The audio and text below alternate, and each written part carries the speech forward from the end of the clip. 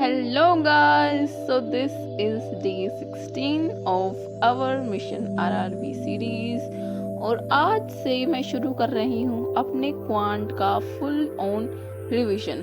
सो मैंने एक revision plan बनाया बढ़िया सा, थोड़ी देर में तुम्हें बताती हूँ। और सुबह सुबह मैंने शुरुआत करी आज क्वांट बेस से, क्योंकि आज मैं शुरू करने जा रही हूँ सिंप्लीफिकेशन। तो उससे पहले सारे squares, cubes, tables, fraction to percentage table सब कुछ याद कर रही हूँ, क्योंकि आज होने वाला है सिंप्लीफिकेशन ही सिंप्लीफिकेशन।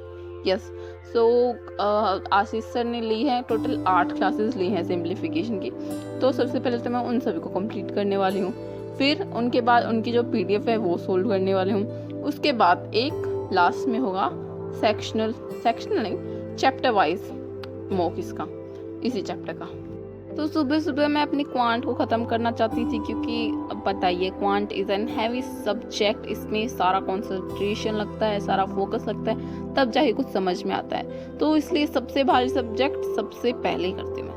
और इसमें तुम्हारा भी होगा, मेरा भी होगा, सभी का क्वांट होता है बैंकिंग में। तो फिर पहले सेशन में मैंने 2 क्लास ली थी। उसके बाद मुझे चाहिए थी कॉफ़ी, क्योंकि टू बी ऑनेस्ट तुम्हें पता है क्वांट और ठीक है, अभी तो सिंप्लीफिकेशन था, लेकिन सिंप्लीफिकेशन में भी नंबर बढ़िया आ जाते हैं ना, तो थोड़ा दिमाग खराब हो जाता है। तो फिर कॉफ़ी के साथ मैं बैठी अपने क्वांट के स्टडी सेशन 2 के लिए, जिसमें मैं ली 3 क्लासेस, और ये क्लासेस 2-2 घंटे की है। और इसमें टाइम मुझे ज़्यादा नहीं लग रहा था, क्योंकि सब क्वेश्चन करवा रहे थे, मैं फटाफट सोल्व कर रही थी। देखो लास्ट ईयर जब मैंने अपना आरआरबी बीओ का एग्ज़ाम दिया था, तो मैं तो मेरा पूरा फोकस सिर्फ 1 लाइनर्स पे था। मैंने सोचा 10-15 1 लाइनर्स हो जाएंगे और एक डीआई कर लूँगी और 2-3 क्वेश्चन अर्थमेटिक के हो जाएंगे, बस सॉर्टेड है मामला।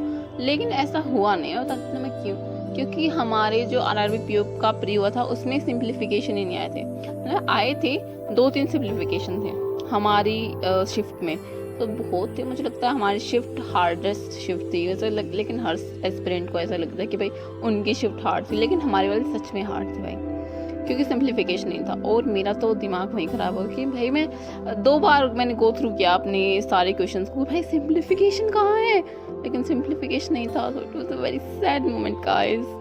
और फिर इतना सारा क्वांट ग्रिल करने के बाद मैंने सोचा थोड़ा दिमाग को टेंशन फ्री करते हैं और इंग्लिश करते हैं। और अभी मैं इंग्लिश में कर रही थी फिलर्स।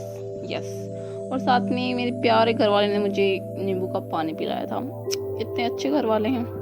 और फिर बस वहीं फिलर्स करके, क्योंकि फिलर्स में भी यार कितना इम्पोर्टेंट है कि हमारी वोकैब का अच्छा होना, क्योंकि बहुत सारे वर्ड्स होते हैं जिनको आप मतलब नहीं पता होता, और अगर मतलब नहीं पता होगा तो तुमको उनको यूज़ कैसे करोगे। So it's vocab is important.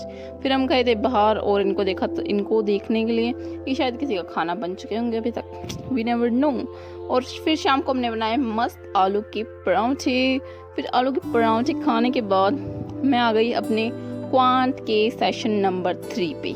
Yes, अभी तक मेरी सिंप्लीफिकेशन की 6 क्लासेस हो चुकी थी, 2 क्लासेस और बाकी थी, और मैंने सोचा मैं तो इसको कंप्लीट करके ही सोऊंगी। यस, फिर मैंने बहुत सारे सिंप्लीफिकेशन के क्वेश्चन किए। शुरुआत की 4 क्लासेस में सिंप्लीफिकेशन के सिंपल क्वेश्चन थे, और लास्ट की 2 क्लासेस में क्या था, अप्रोक्सीमेशन था। सो यस, लास्ट की अभी मैं शायद अप्रोक्सीमेशन के क्वेश्चन कर रही थी। और अभी देखो मैं ट्राई कर रही थी कि मैं अपनी मेंटल एबिलिटी को यूज़ करके बिना पेन उठाए कर सकूं, लेकिन तुम देख सकते हो मेरे से नहीं हो रहे थे, क्योंकि मैं भूल जा रही थी। लेकिन लास्ट ईयर भी मैंने ऐसा कुछ किया था, तो मुझे पता है मैं कर सकती हूँ। अभी मैं बस थोड़ी सी हैबिट्स भी नहीं हो, तो इसलिए नहीं हो पा रहे हैं। यस, और फिर अभी it was time for journaling. Yes, journaling is a very good habit, आपको भी करनी चाहिए।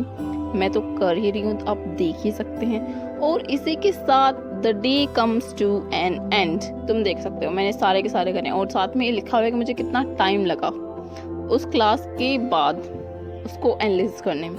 मतलब एक तो क्लास का टाइम था, और ये बाद